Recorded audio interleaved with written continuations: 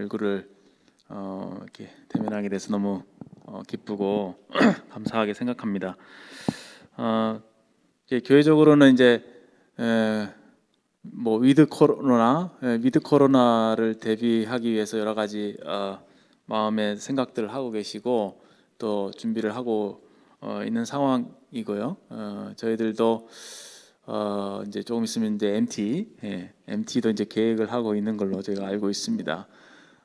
뭔가 조금씩 변화가 조금 좋은 방향으로 나갈 것 같은 그런 어떤 기대를 많이 갖게 되는데, 여전히 이제 확진자 수는 줄지 않고 있는 상황인 상태에서 그 백신 접종률이 이렇게 높아지는 관계로 조금씩 그 단계가 완화되고 있는 좋은 소식을 듣게 되고, 특히 이제 축구 좋아하시는 분들, 축구를 이제 할 수 있게 된다는 그런 좋은 희소식과 함께 제 마음도 좀 약간 설레기도 하고 그렇습니다.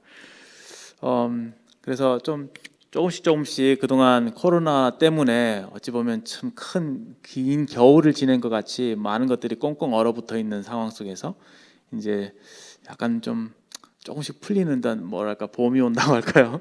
조금 그런 느낌을 이제 받게 되는 것 같습니다.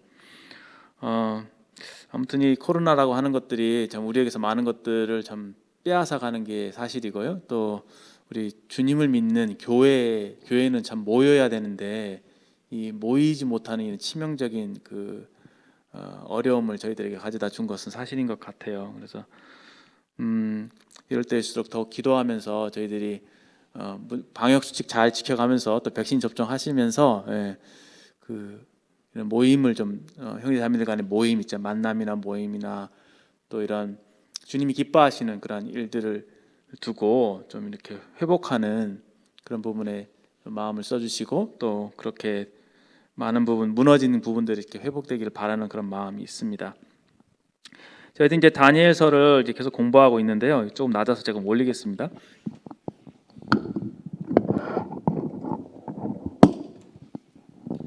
다니엘서를 공부하고 있는데요. 오늘은 이제 5장 제 5과 5번째 이야기가 되겠습니다. 참고로 이제 이야기는 이제 1장부터 6장까지 이야기가 나오고요. 그 다음에 그 이후 7장부터는 다니엘이 예언서잖아요. 그래서 잘 아시다시피 그 미래에 일어날 그 엄청난 예언들이 다니엘서에 있습니다. 그래서 예언 공부할 때 다니엘서랑 요한계시록을 병행해서 공부하시는 거 아시죠? 그럴 정도로 중요한 위치에 차지하고 있는 게 다니엘서예요.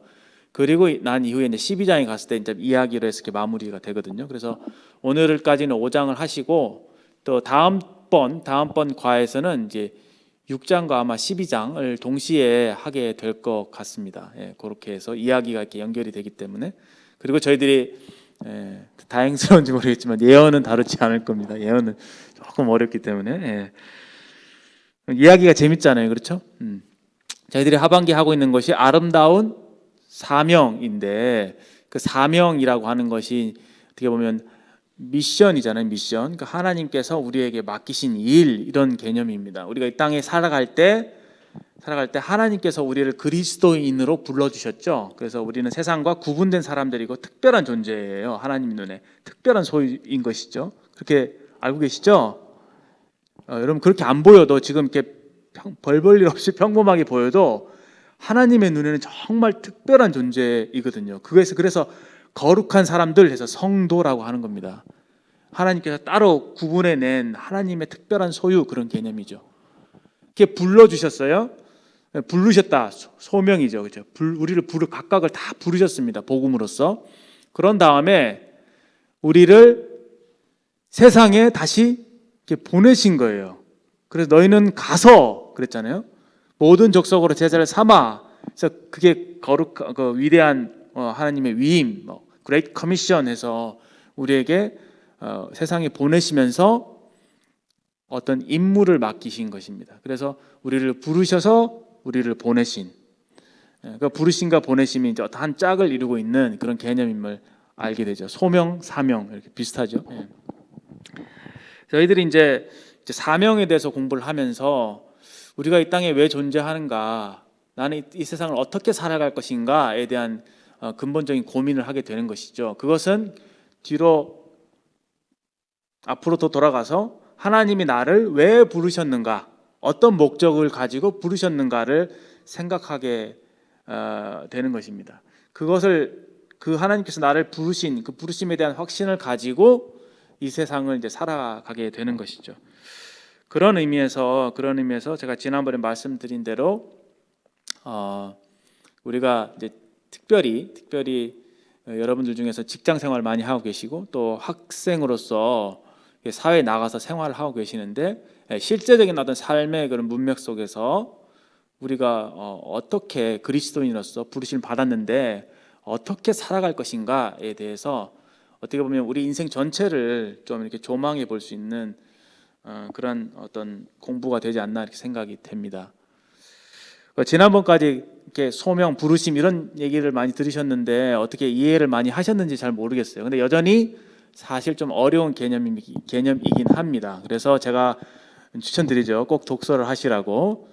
팀 켈러의 일과 영성 이런 책이랄지 오스 기니스의 소명 이런 책을 좀 보시면 직장 생활하는데 도움이 많이 됩니다. 제가 직장 생활 하는데 그냥 아무 생각 없이 나는 직장 그냥 돈 벌러 왔어. 그러면 돈이 목적이잖아요, 그렇죠? 그러니까 어떻게 해서든지 연봉 많이 주는 데로 가는 게 목적이 되겠죠. 그렇죠? 그런 식으로 그 직장을 바라보면 정말 세속적인 거거든요. 그게 아니라 또 내가 이 돈 벌어서 이것은 이 일이고 내가 이렇게 주 5일은 돈 벌고 그 다음에 나머지 한 이틀 정도는 열심히 뭐 주일학교 섬기고 뭐 주님 일을 한다 이렇게 이분법적으로 생각하는 것도 역시나 성경적인 생각이 아닙니다. 이 나의 어떤 직장에 관해서 어떻게 그리스도인의 시각으로 하나님의 시각에서 하나님께서 나를 이 직장에 보내셨지 어떠한 목적으로 보내셨을까를 하나님의 부르심의 그 측면에서 생각해 볼 수 있는 그것이 필요하고요. 이번 하반기 공부를 하면서 개인적으로 그런 생각을 하면서 자신의 진로나 직장이나 또 지금 하고 있는 전공 이런 것들에 대해서 한번 생각을 해보시기 바랍니다. 또 참고로 아무튼 그 얘기는 다 이제 말씀을 보고 말씀 중에 나누도록 하겠습니다. 5장입니다. 한번 제가 5장에 있는 내용을 읽어보도록 하겠습니다. 벨사살 왕이 그의 귀족 1000명을 위하여 자 성경 다 있으시죠? 좀 펴주시고 5장 1절 벨사살 왕이 그의 귀족 1000명을 위하여 큰 잔치를 베풀고 그 1000명 앞에서 술을 마시니라. 벨사살이 술을 마실 때에 명하여 그의 부친 느부갓네살이 예루살렘 성전에서 탈취하여 온 은 그릇을 가져오라 명하였으니 이는 왕과 귀족들과 왕후들과 후궁들이 다 그것으로 마시려 함이었더라. 이에 예루살렘 하나님의 전 성소 중에서 탈취하여 온 금그릇을 가져오매 왕이 그 귀족들과 왕후들과 후궁들과 더불어 그것으로 마시더라. 그들이 술을 마시고는 그 금, 은, 구리, 쇠, 나무, 돌로 만든 신들을 찬양하니라. 그때에 사람의 손가락들이 나타나서 왕궁 촛대 맞은편 석회벽에 글자를 쓰는데 왕이 그 글자 쓰는 손가락을 본지라. 이에 왕의 즐기던 얼굴빛이 변하고 그 생각이 번민하여 넓적다리 마디가 녹는 듯하고 그 무릎이 서로 부딪힌지라.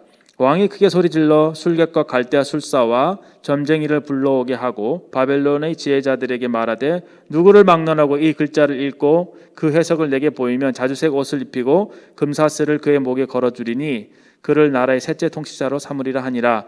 그때의 왕의 지혜자가 다 들어왔으나 능히 그 글자를 읽지 못하며 그 해석을 왕께 알려주지 못하는지라. 그러므로 벨사살 왕이 크게 번민하여 그 얼굴빛이 변하였고 귀족들도 다 놀라니라.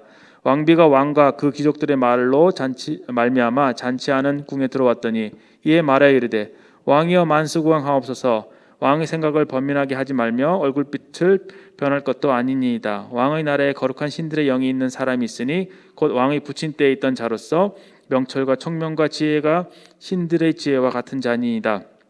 왕의 부친 느부갓네살 왕이 그를 세워 박수와 술객과 갈대아 술사와 점쟁이의 어른을 삼으셨으니 왕이 벨드사살이라 이름하는 이 다니엘은 마음이 민첩하고 지식과 총명이 있어 능히 꿈을 해석하며 은밀한 말을 밝히며 의문을 풀 수 있나이다. 이제 다니엘을 부르셔서 그리하시면 그가 그 해석을 알려드리리이다 하니라. 이에 다니엘이 부르심을 받아 왕의 앞에 나오매 왕이 다니엘에게 말하되 내가 나의 부왕이 유다에서 사로잡아온 유다 자손 중의 그 다니엘이냐. 내가 내게 대하여 들은즉 내 안에는 신들의 영이 있으므로 내가 명철과 총명과 비상한 지혜가 있다 하도다. 지금 여러 지혜자와 술객을 내 앞에 불러다가 그들에게 그 글을 읽고 그 해석을 내게 알게 하라 하였으나 그들이 다 그 해석을 내게 보이지 못하였느니라. 내가 내게 대하여 들은즉 너는 해석을 잘하고 의문을 푼다 하도다.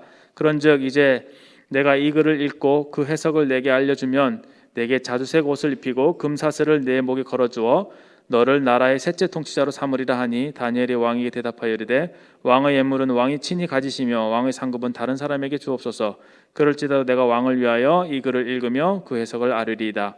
왕이여 지극히 높으신 하나님이 왕의 붙인 느부갓네살에게 나라와 큰 권세와 영광과 위엄을 주셨고 그에게 큰 권세를 주셨으므로 백성들과 나라들과 언어가 다른 모든 사람들이 그의 앞에 떨며 두려워했으며 그는 임의로 죽이며 임의로 살리며 임의로 높이며 임의로 낮췄더니 그가 마음이 높아지며 뜻이 완악하여 교만을 행함으로 그의 왕위가 폐함받으며 그의 영광을 빼앗기고 사람 중에서 쫓겨나서 그의 마음이 들짐승의 마음과 같았고 또 들나귀와 함께 살며 또 소처럼 풀을 뜯으며 그의 몸이 하늘의 이슬에 젖었으며 지극히 높으신 하나님이 사람의 나라를 다스리시며 자기 뜻대로 누구든지 그 자리에 세우시는 줄을 알기에 이르렀나이다.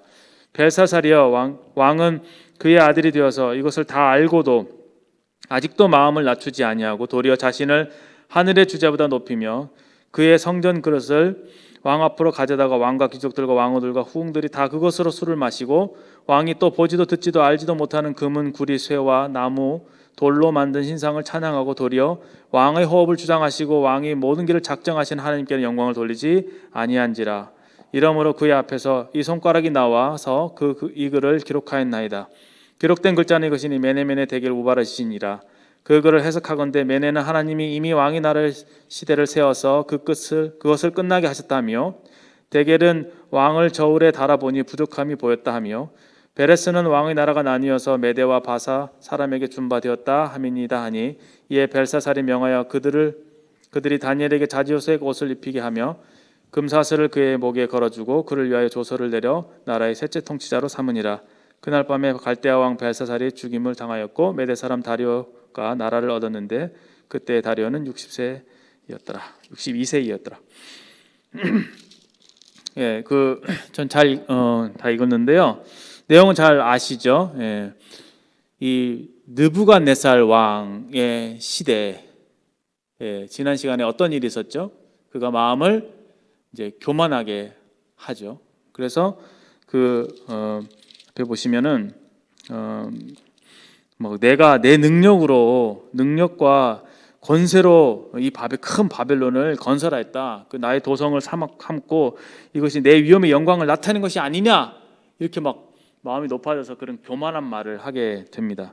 그때 그 입이 아직 그 말이 끝나기도 전에 하늘에서 소리가 내려서 느부갓네살 왕아 내게 말하노니 내 왕위가 내게서 떠났느니라 하고 성경에 기록된 대로 이제 들짐승처럼 막 소처럼 풀을 먹고 들짐승처럼 막 이렇게 그렇게 약간 정신이 이상하게 되는, 그래서 그 왕궁에서 쫓겨나게 돼서 하나님이 정하신 때에 이르게 되죠. 그때 시간이 지났을 때 그가 정신이 돌아오게 되고 다시 이제 왕위 회복하면서 하나님을 찬양하면서 하나님은 정말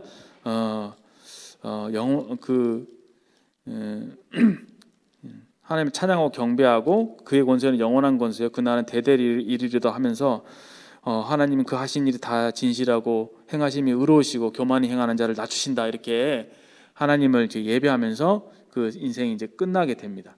그 느부갓네살 왕이 굉장히 높아졌다가 한번 확 낮아졌다가 다시 이제 회복된 그 역사가 있는 것이죠. 근데 그 왕이 끝나고 난 이후에 어떤 이유에 서 있는지 다니엘이 사실 높은 위치에 있었잖아요, 그렇죠? 왕궁에서 다스리는 위치에 있었단 말입니다. 근데 좌천됐어요. 역사의 무대에서 잠깐 사라졌습니다. 왜냐하면 그 아들이 벨사살 왕인데 벨사살 왕이 왕이 된 이후에 다니엘을 모르는 거죠. 다니엘을 모르고 다니엘을 기용하지 않습니다. 그래서 어떻게 지냈는지 잘 모르겠지만 여러분 상상에 맡기겠지만 그 역사의 무대에서 잠깐 이제 내려오는 그런 상황입니다.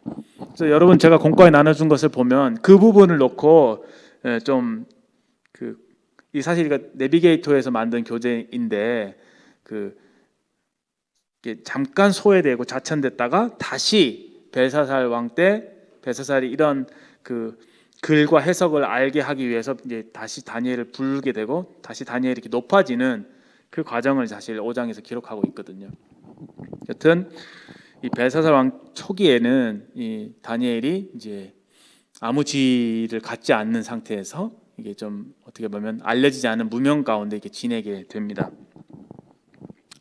그래서 여러분들 직장 생활 하다 보면은 그렇죠. 인정받을 때가 있고 이렇게 좀 소외를 당하고 사람들에게 좀 이렇게 알려지지 않는 그럴 때가 있습니다. 뭔가 좀 잘 나간다고 생각될 때가 있고 그렇지 않고 좀 뭔가 좀 이렇게 묻혀 있게 되고 좀 이렇게 하는 일이 잘 되지 않는 그럴 형통하지 않을 그럴 때가 있는 것 같아요. 여튼 이제 지금 이 이야기의 시작이 어떻게 되냐면은 이제 이 벨사살 왕이 이제 대제국의 왕이죠. 바벨론 왕 제국입니다. 제국이라고 하는 것은 나라 힘이 세서 그 주변 나라들을 다 정복을 해서 속국으로 만드는 것이죠. 속국으로 만들어서 그들에게 조공을 받습니다. 그만큼 굉장히 나라가 부강하다는 것을 의미하죠. 제국, 영어로 하면 emperor 그러잖아요. empire 그렇잖아요. 큰 제국인 것이죠. 큰 제국이니까 얼마나 그 왕이 교만하겠어요, 그렇죠? 그 나라들 중에 그 으뜸이 가는 나라니까 그 세상에는 자기보다 큰 사람이 없잖아요.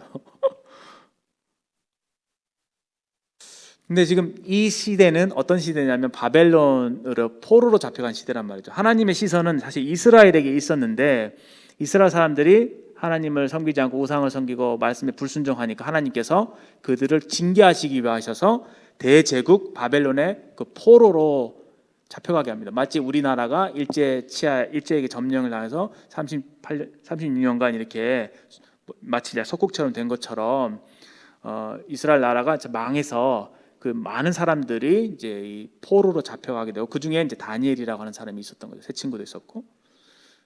그래서 이 상황 자체가 굉장히 자유가 없는 그렇죠. 그리고 이방 땅인 나의 무대가 아닌 그래서 굉장히 그 두려움과 어떻게 보면은 긴장과 그런 속에서 살았을 것입니다. 여러분 나중에 직장에 들어가시게 되면 아마 이런 비슷한 느낌을 받게 될 거예요. 교회에 있을 때는 나의 세상이고 편하고 그런데 사회라고 하는 게 굉장히 만만치가 않거든요. 제가 있을 때는 저는 그 술자리가 굉장히 두려웠어요. 왜냐하면 내가 참 신앙을 이게 무너지면 내 신앙이 무너진다고 생각하니까. 근데 모든 것들이 그런 어떤 그걸 꼭 해야지만이 사회에서 살아남을 수 있는 그런 분위기였기 때문에 저는 굉장히 그것이 힘들었습니다. 어떤 면에서 그 가운데서 내가 그리스도인 주님 믿는 사람입니다 이렇게 담대하게 나타내는 것이 큰 도전이 됐던 것이죠.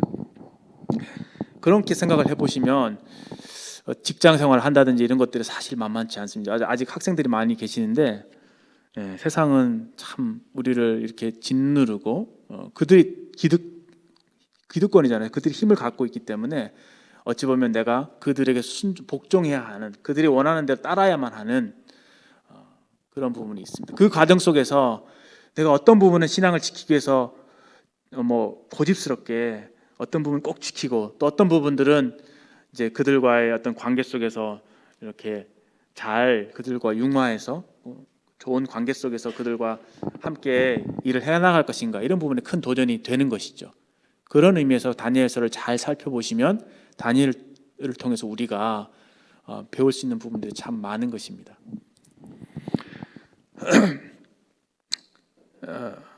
그런 상황에서 이제 지금 벨사살 왕이 굉장히 높아지는 상황이죠. 굉장히 교만이 하늘을 찌릅니다. 제일 사람들이 교만할 때 무슨 일을 하죠? 유흥을 찾습니다. 별로 이제 근심되는 일들이 없고 평안할 때 사람 뭐 하냐면 엔터테인먼트, 오락을 찾죠. 여러분도 그렇지 않나요?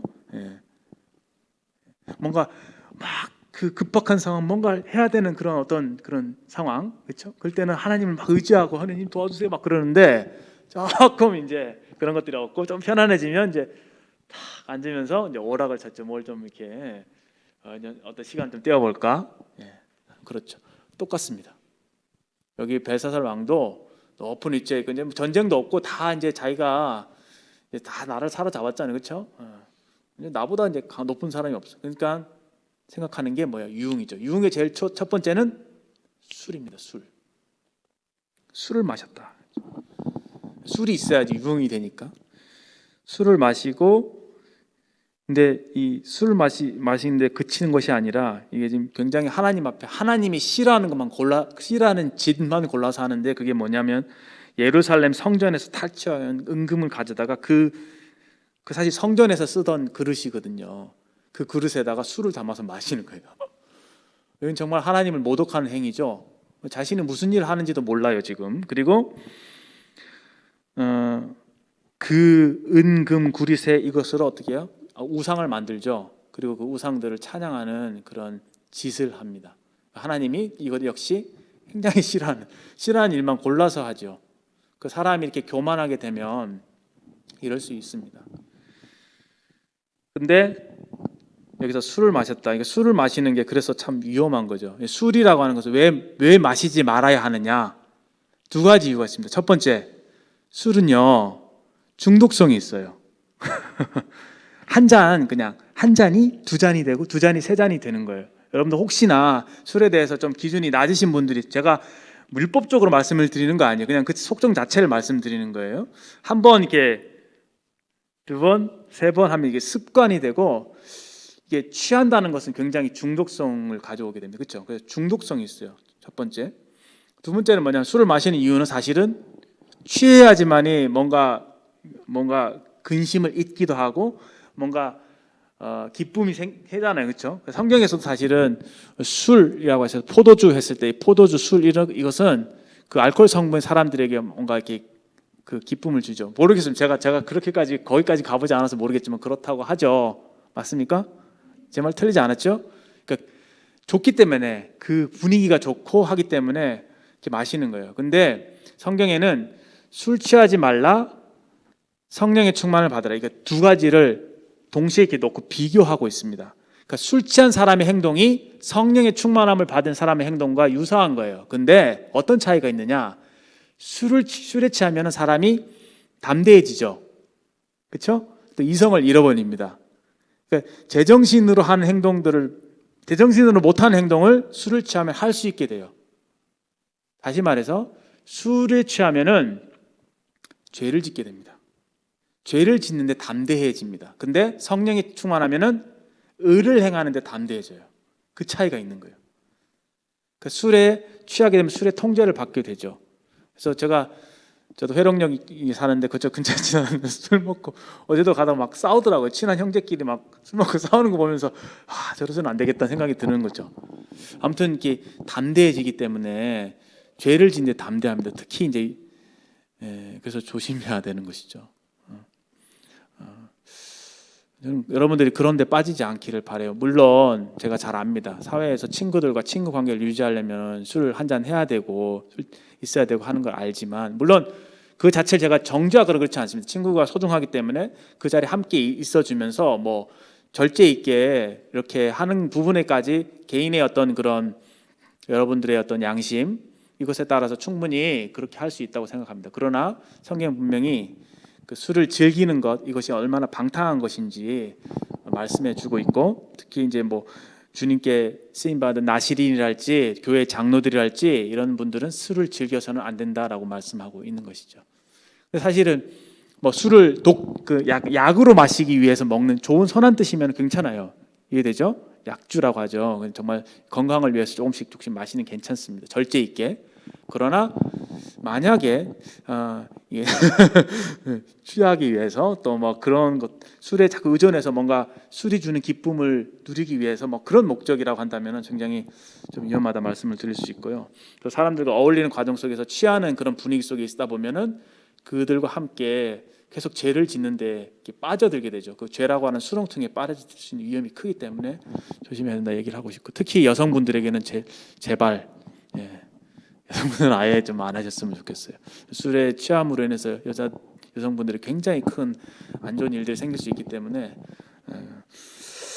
그렇게 말씀드릴 수 있을 것 같습니다. 아무튼 제가 늙었나 봐요.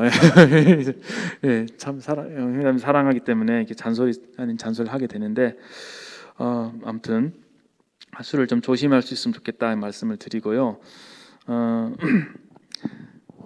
그래서 이제 그가 그렇게 죄를 짓는 높아져서 하나님께 이제 이렇게 죄를 짓는 모습이 나타났을 때 갑자기 손가락이 나타나서 벽에다 글을 씁니다. 이거 하나님께서 이제 손가락으로 이렇게 글을 쓰시는데 이제 뒤에 보면 알 수 있다시피 메네 데겔 우바르신이라고 쓰죠. 메네 데겔 우바르신 이렇게 쫙 쓰는데 어떤 글씨로 썼는지 거기 있는 사람 중에 아무도 그 글자를 알아보는 사람이 없어요.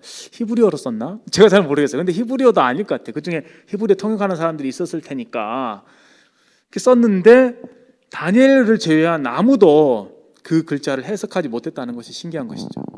아마 하늘의 언어로 쓰셨나 봐요, 하나님께서.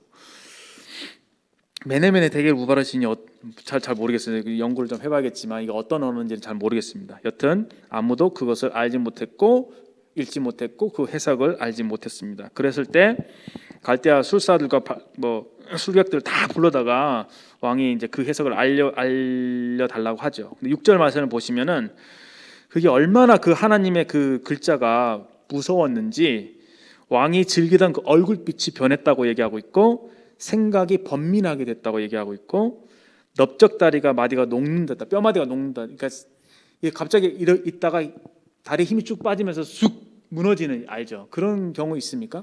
엄청난 그 일을 충격을 당했을 때 여러분들이 그 사람이 쑥 그냥 다리 힘 빠지면서 쑥 쓰러지거든요. 현기증 나면서 그럴 때가 있죠. 그 다음에 보세요. 무릎이 서로 부딪힌다. 이게 따닥 다다닥 이렇게 부딪혔다는 얘기잖아요. 예. 얼마나 두려웠을까. 하나님이 이렇게 무서운 분이십니다. 실제로 하나님이 이렇게 나타나시면 그 인자한 얼굴을 잠깐 가리시고 공의 얼굴로 나타나시면은 아무도 그 앞에 설 자가 없죠. 손가락만 나타나도 사실은 이렇게 두려워할 수밖에 없습니다.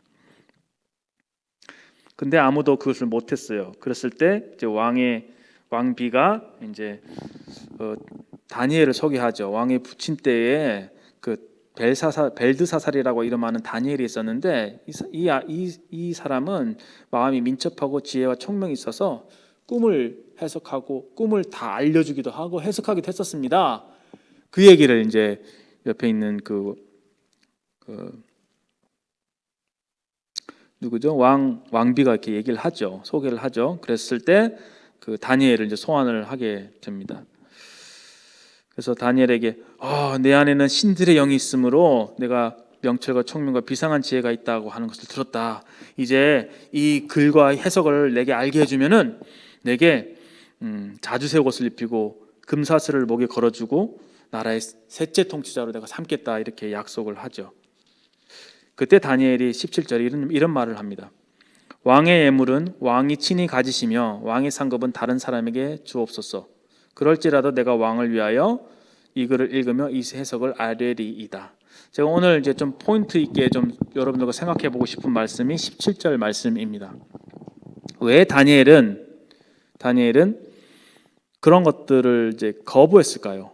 왕의 재물도 거부하고 왕의 상급도 거부하고 그 사실은 셋째 통치자로 삼겠다는 그 부분까지도 사실은 거부한 것이죠. 왕의 제안은 이것입니다. 나에게 해석을 알게 해주면 이런 보상을 주겠다. 거래죠. 일종의 거래죠. 조건부 거래죠. 이렇게 해주면 이걸 주겠다. 보상을 제시하는 겁니다. 근데 이제 다니엘의 그 대답은 나는 이것을 보상으로 바라보지 않습니다. 이 모든 보상은 안 주셔도 상관없어요. 이건 저는 관계없어요. 저는 이 마음을 두지 않습니다. 이걸 안 주셔도 저는 제가 마땅히 해야 될 일을 할 겁니다. 그것은 바로 왕에게 그 글과 해석을 알려주는 것입니다. 이렇게 얘기하고 있습니다. 어떻게 다니엘은 이런 마음을 가질 수 있을까요? 우리 같으면은 사실 좋잖아요. 두 마디로 하면은 뭐죠? 자주색 옷을 입히고 금사슬 목에 걸어주고 뭔가 재물이죠, 그렇죠? 뭔가 재물적인 거, 돈 준다는 거잖아요, 금사슬.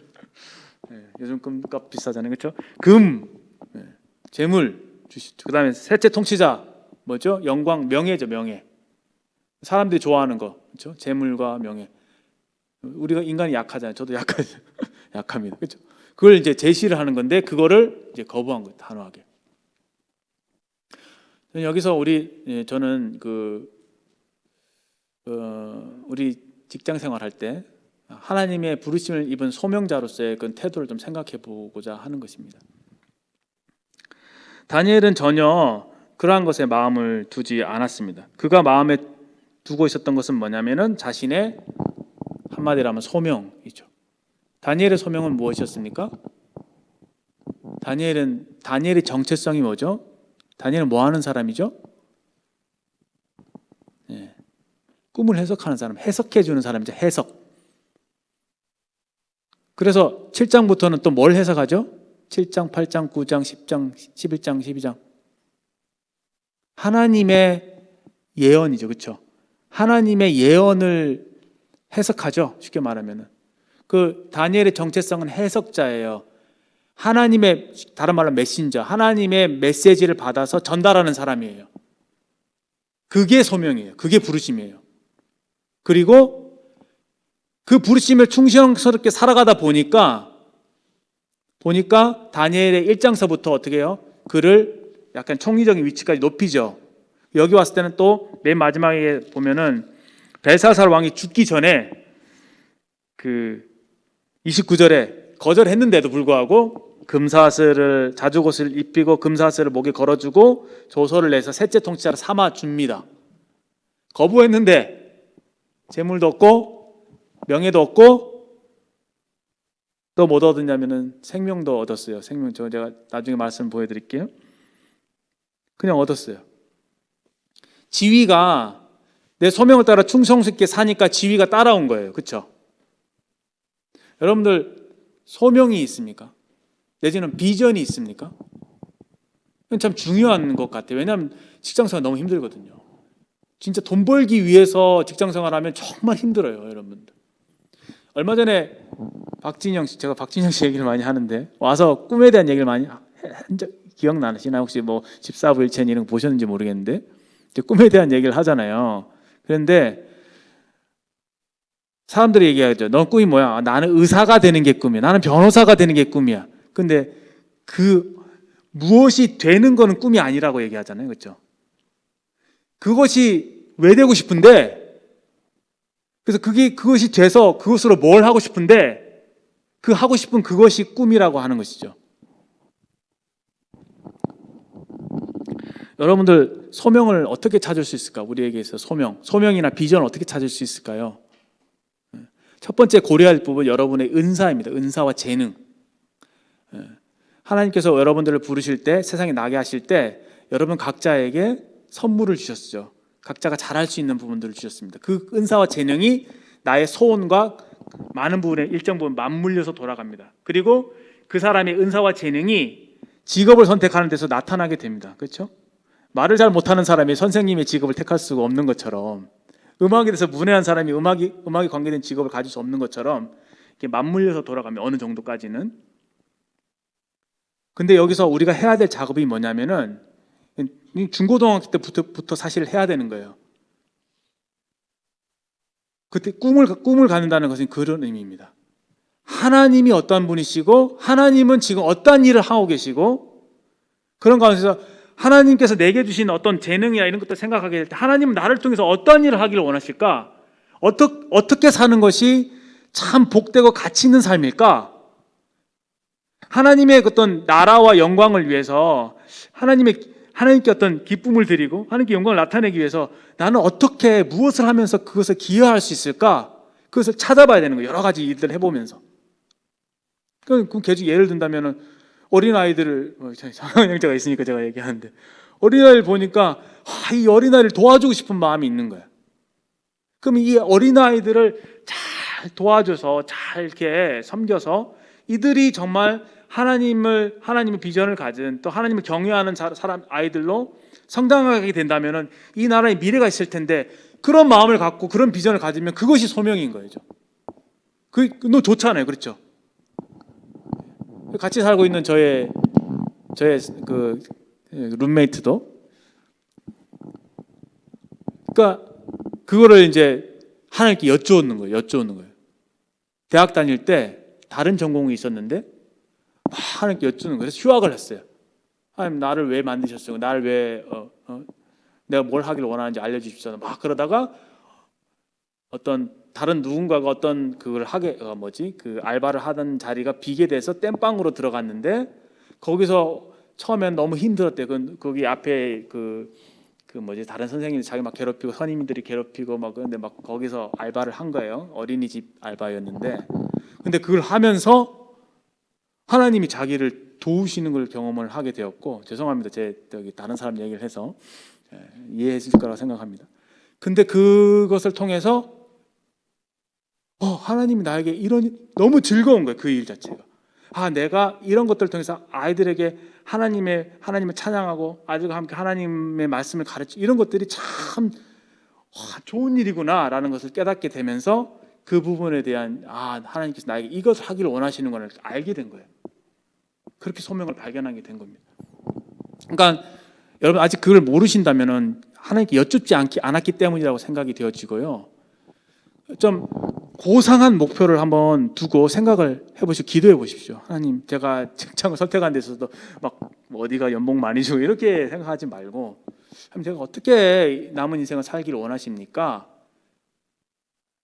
그렇게 생각하면서 그 마음에 주시는 소원을 따라서 이런 것 저런 것도 해보면서 사실 그 비전을, 꿈을 갖게 되시길 바라요.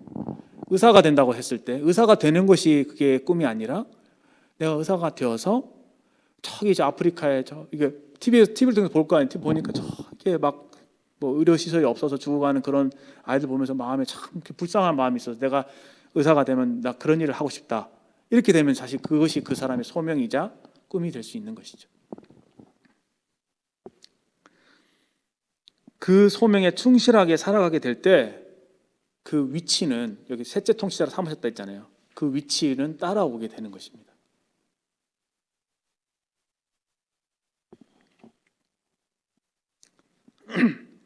오늘 여러분들에게 나누고 싶은 교훈은 두 가지인데요. 제가 첫 번째 거는 말씀을 드렸는데, 여기에 관계된 말씀이 잠언 22장의 말씀인데, 제가 청년 때 굉장히 좋아했던 말씀이고 아주 사탕 발린 말씀이라고 해야 되나요? 굉장히 좋은 말씀이 있습니다. 잠언 22장 4절.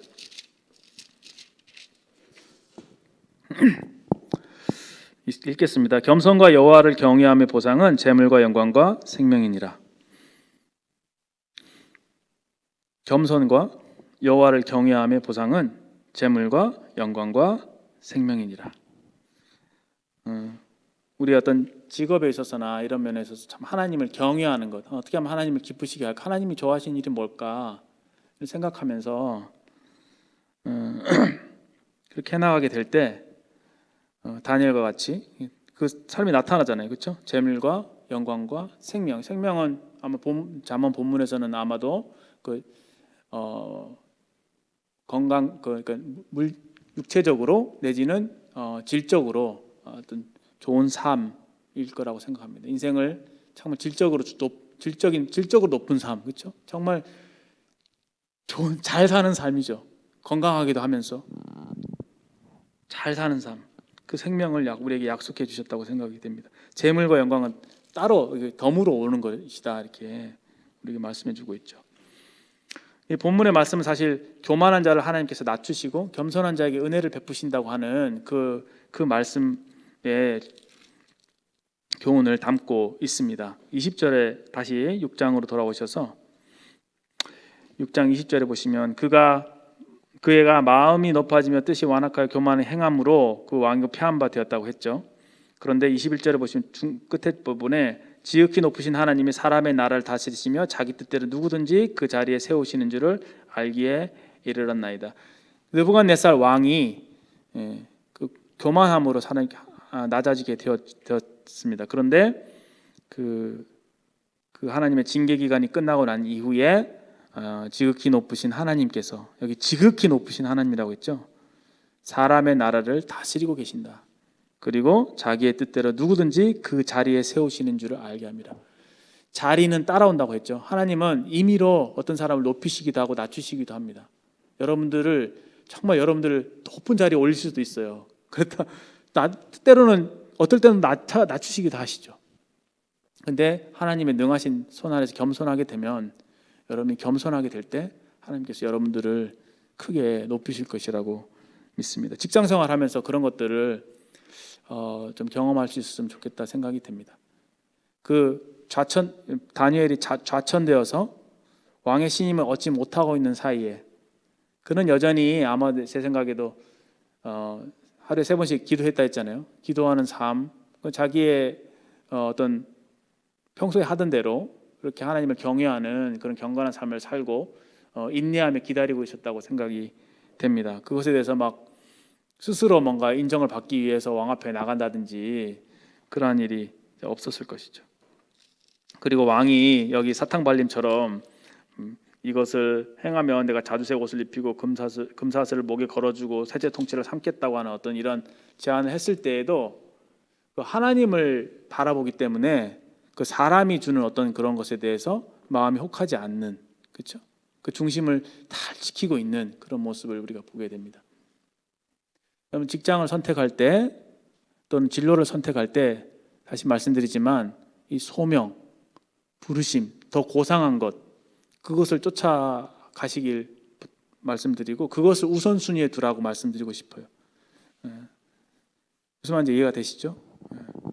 어떤 것이 내가 하나님을 영화롭게 하는데 더 좋은 그런 직장인가 이렇게 생각을 하신다면은 좋을 것이라고 생각이 됩니다. 사실 그래요. 사실 직장 생활 하는데 일이 나의 적성에 맞지 않으면 오래 못 갑니다. 그래요. 아무리 돈 많이 줘도 직장이 적성에 맞지 못해서 너무 견디기가 힘들면은 다시 그만두게 되더라고요. 그런데 그 일이 힘들어도 하나님께서 나에게 보내셨다라고 하는 그 소명 의식이 있다면은 힘들어도 그 일을 계속해서 해나갈 수 있고 결국 하나님께서 그를 도우셔서 이게 다니엘과 같이 이와 같이 높이실 것이라고 생각이 되어지고 그를 통해서 하나님께서 일하시는 것들을 나타낼 수 있으리라고 생각이 됩니다. 물론 그렇지 않고 그냥 직장생활을 그럭저럭 하시는 분들도 많이 있습니다. 그러나 적어도 이번 레슨에서는 좀 그런 것들을 좀 마음에 발견하고 이왕이면 꿈과 비전이 없는 삶보다 꿈과 비전을 쫓아가는 삶이 더 낫지 않겠습니까?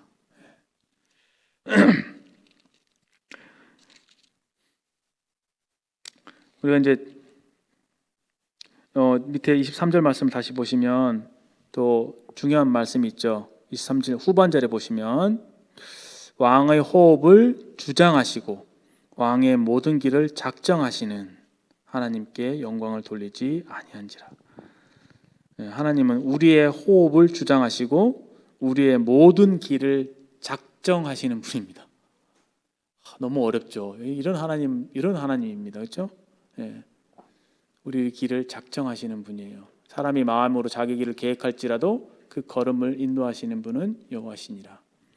우리에게 일정 부분 어떤 선택들이 놓여지긴 하지만 그 모든 길을 하나님께서 인도하시고 작정하신다라는 것을 생각하게 될 때 우리가 얼마나 그 하나님을 경외하고 그렇죠? 그분께 우리의 길을 맡겨 드려야 되겠습니까?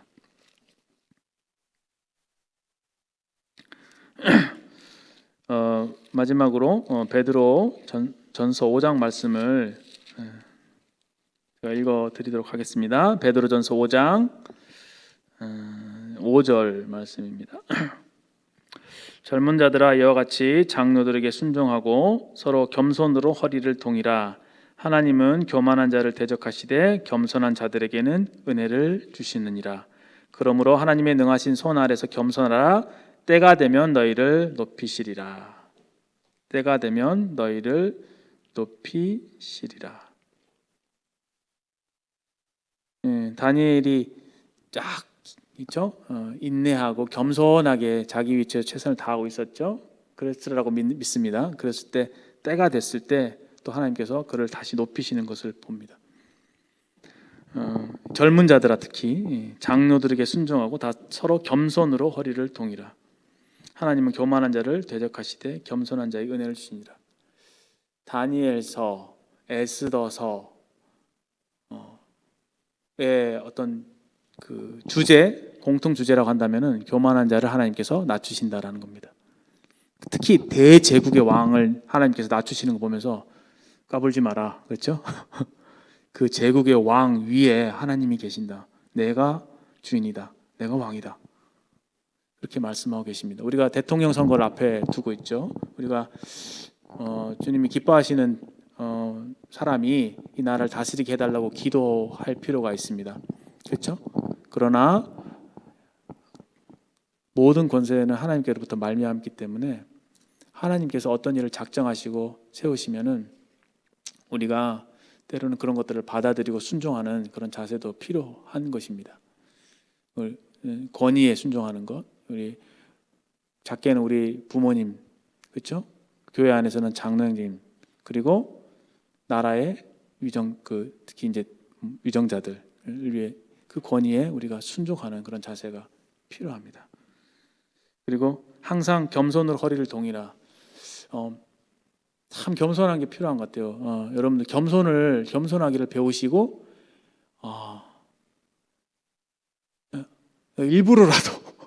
일부러라도 좀 이렇게 겸손하는 행동을 겸손의 말투, 겸손의 말투, 겸손의 그 자세, 겸손의 마음가짐 이런 것들을 일부러라도 훈련하시면 참 좋습니다.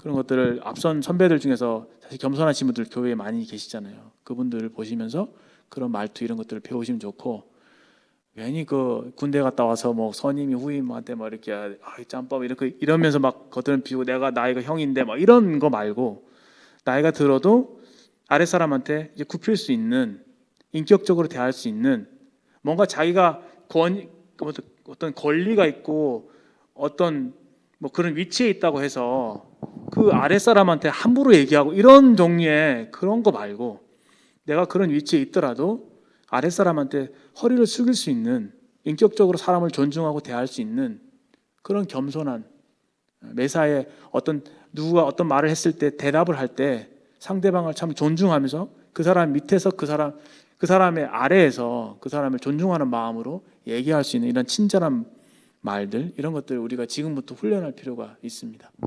제가 그런 거 많이 사실 청년 때 부족했거든요. 그래서 많이 깨지고 지금도 많이 배우고 있습니다만 역시 참 어려운 것 같아요. 근데 겸손한 자에게 하나님께서 은혜를 베푸시기 때문에 저는 형제 자매님들이 참 겸손을 훈련하는 것을 좀 배웠으면 좋겠었다는 생각이 듭니다.